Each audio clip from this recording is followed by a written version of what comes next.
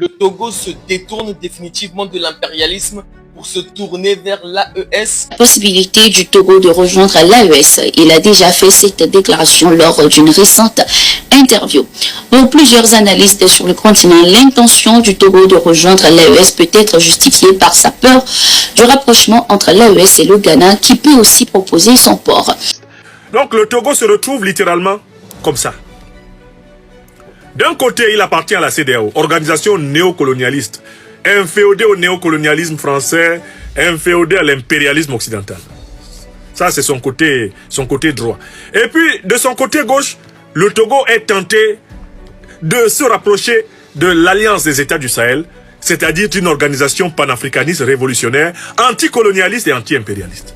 Le Togo veut rejoindre l'AES. Frères et sœurs, le Togo envisage de rejoindre l'Alliance des États du Sahel.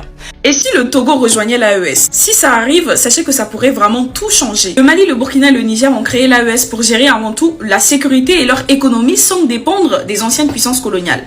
Mais maintenant que le Togo commence à s'y intéresser, ça devient très intéressant. Pourquoi? Parce que le Togo pourrait être un énorme atout, son port autonome de Lomé. Le Togo envisage de rejoindre l'Alliance des États du Sahel. Ouais. Non, affaire là, ça devient chaud. Le Togo rejoint enfin l'Alliance des États du Sahel, AES.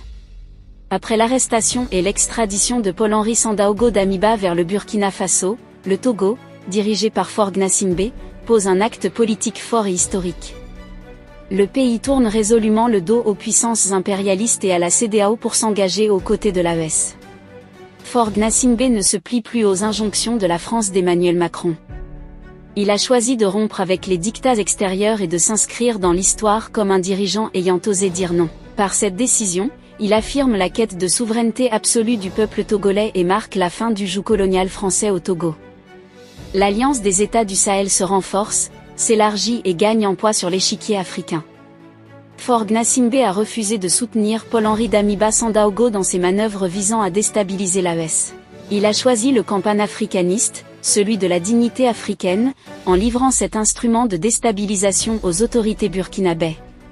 La nouvelle majeure est désormais claire, le Togo ne fera plus partie de la CEDEAO, mais deviendra membre à part entière de l'Alliance des États du Sahel. Un tournant décisif, un choix audacieux, un moment historique pour le peuple togolais et pour l'Afrique en quête de souveraineté. Cette décision était déjà dans les coulisses depuis un moment. Le professeur Franklin Nyamsi nous en dit plus. Donc le Togo se retrouve littéralement comme ça.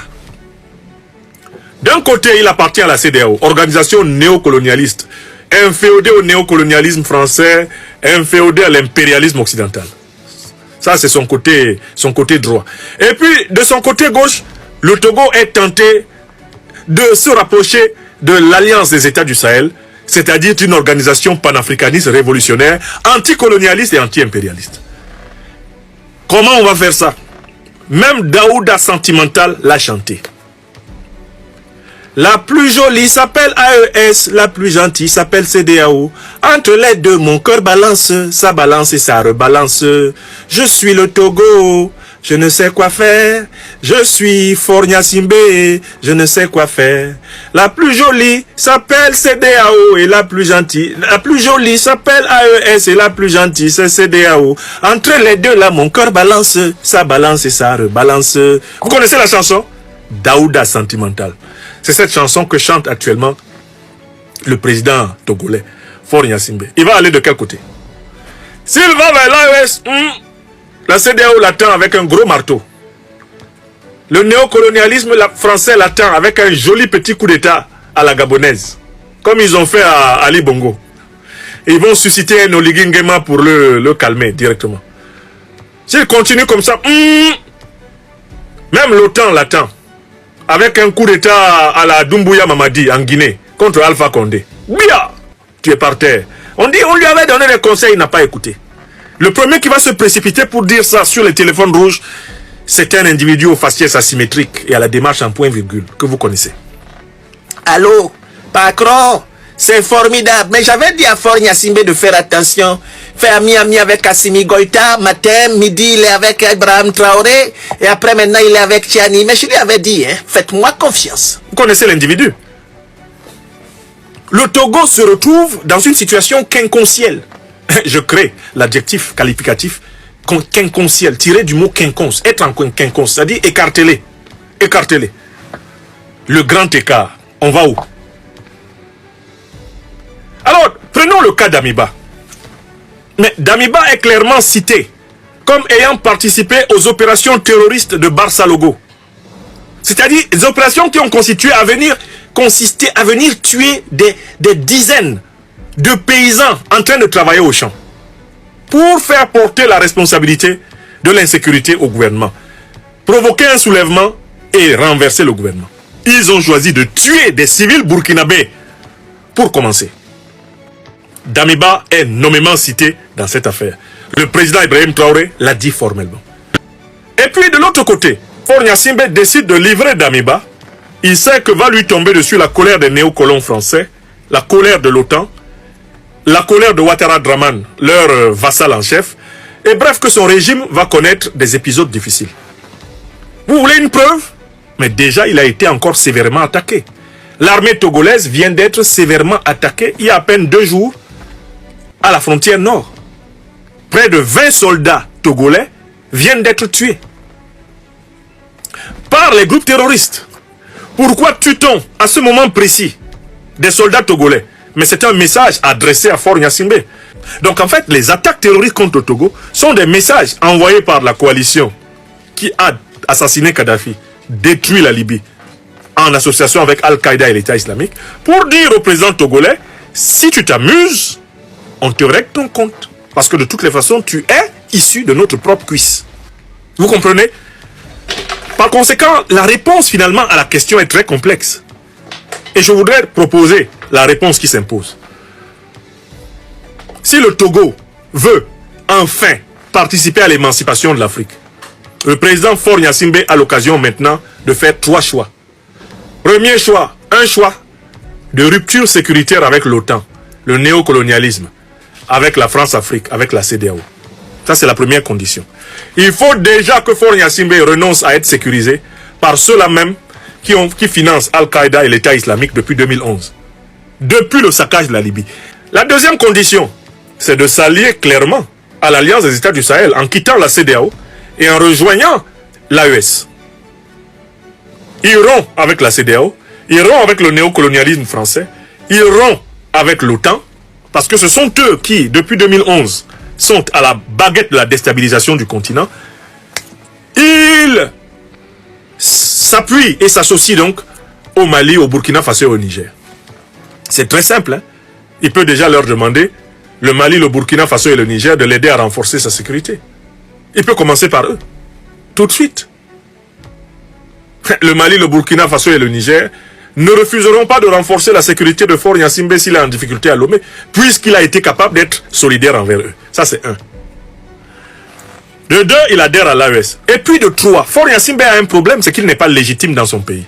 Il n'a pas gagné les élections. C'est un autocrate. Il est là par un coup d'état néocolonialiste, un coup d'état antipopulaire. Il lui faut se faire aider par les pays frères avec lesquels il s'associerait pour que la réconciliation ait lieu au Togo. L'union sacrée togolaise ne sera possible que par la libération de tous les prisonniers politiques togolais. Leur conscientisation sur la grande menace qui pèse sur le continent et la recherche d'une solution consensuelle pour sortir le Togo de l'enfer dans lequel il se trouve. Car en fait, le peuple togolais est pris entre 2 feux. Le feu des terroristes qui veulent imposer leur carte volonté à Faure Gnassingbé, le feu de Faure Gnassingbé qui veut maintenir le peuple togolais sous son joug.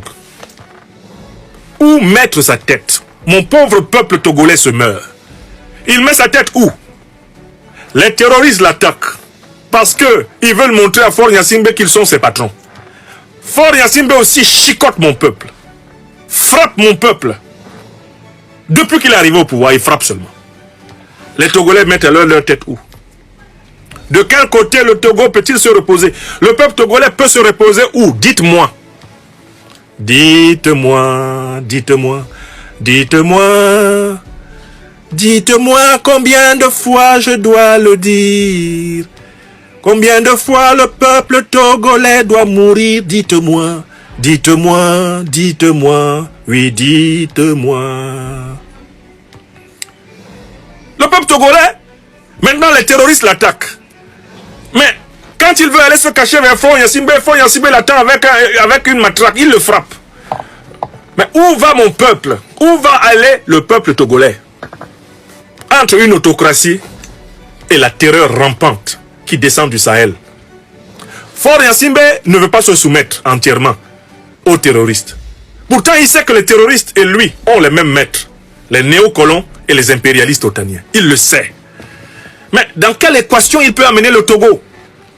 Il lui faut choisir.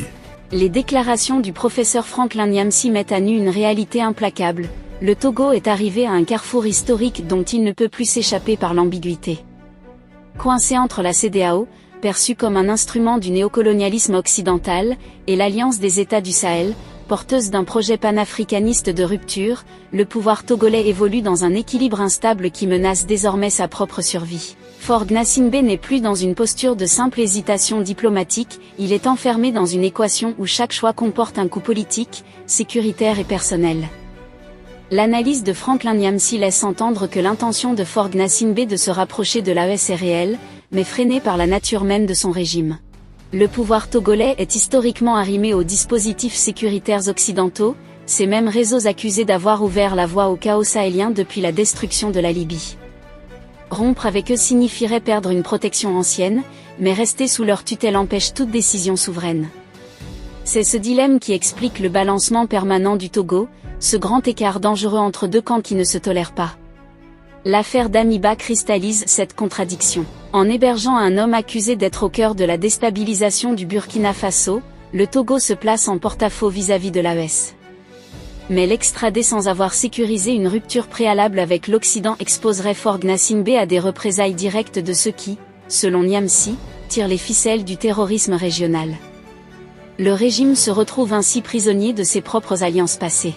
Les attaques sanglantes contre l'armée togolaise dans le nord du pays renforcent ce constat. Elles apparaissent moins comme de simples actes terroristes que comme des avertissements politiques, une pression armée destinée à rappeler au pouvoir togolais les limites à ne pas franchir. Le message est clair, toute tentative d'émancipation ou de rapprochement assumé avec l'AES se paiera en insécurité et en instabilité. Pourtant, une sortie de cette impasse est esquissée. Elle passe d'abord par une rupture sécuritaire progressive avec l'Occident, afin de desserrer l'étau de la dépendance. Elle suppose ensuite une alliance franche avec le Mali, le Burkina Faso et le Niger pour bâtir une protection régionale alternative, fondée sur la solidarité sahélienne plutôt que sur la tutelle étrangère. Mais cette stratégie ne peut réussir sans un troisième pilier décisif, la réconciliation nationale. Faure Gnassingbé souffre d'un déficit profond de légitimité. Sans libération des prisonniers politiques, sans ouverture réelle du jeu politique et sans apaisement interne, aucun virage vers l'AES ne sera durable. Un pouvoir qui réprime son peuple ne peut porter un projet de souveraineté africaine crédible. Le drame, comme le souligne Nyamsi, est que le peuple togolais se retrouve pris entre deux violences, celle des groupes armés qui frappent aux frontières et celle d'un régime qui se maintient par la force. La question n'est donc plus de savoir si le Togo peut continuer à hésiter, mais combien de temps il peut survivre dans cette posture. Faure Gnassingbé doit choisir entre prolonger une dépendance qui nourrit l'instabilité ou assumer une rupture risquée mais historique. Sans ce choix clair, le Togo restera suspendu dans une zone grise où chaque hésitation se paie en sang, et où le peuple continue de porter le prix des calculs politiques. Si ça vous a plu, n'hésitez pas à vous abonner et de cliquer sur la cloche de notification pour ne pas rater mes prochaines vidéos.